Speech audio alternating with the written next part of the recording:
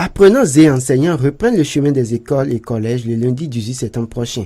Une date fixée par le gouvernement et qui coïncide avec la petite saison pluvieuse dans la partie méridionale de notre pays. Du coup, beaucoup d'écoles peuvent se retrouver soit inondées ou inaccessibles. C'est le cas ici au Sujet-Tampais. La voie d'accès est impraticable avec des nids de poules et des eaux stagnantes par endroits. Par rapport aux voies d'accès, c'est un véritable problème.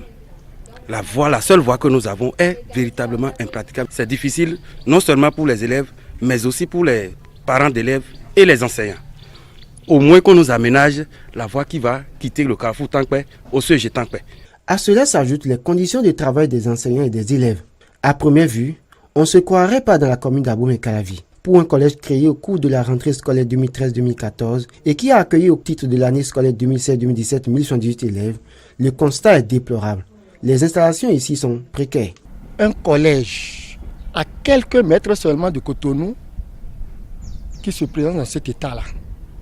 Le puits, vous pouvez voir ça. C'est ça que les enfants prennent. Pas d'eau potable, pas d'aide de jeu.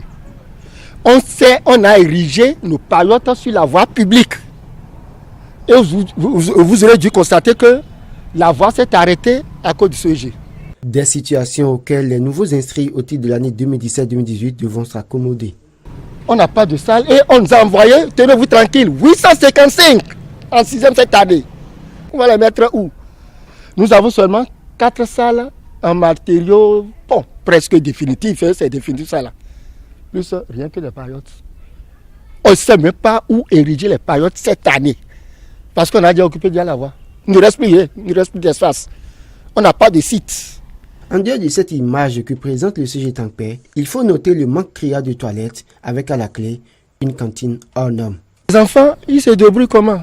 Bon, dans la nature, ils sont exposés à tout. Les serpents, les reptiles, les scorpions, tout ça là. Pas de toilettes. On n'a même pas une cantine digne du nom où les enfants peuvent se régaler.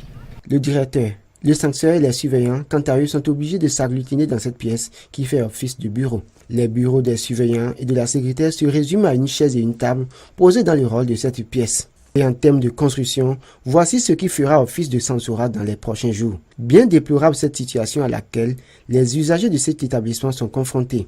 L'amélioration de leurs conditions de travail impactera positivement les résultats à la fin de l'année scolaire 2017-2018. Surtout si, malgré les difficultés, le Sujet-Tampais a eu un taux d'admissibilité de 55,4% pour le BPC 2017.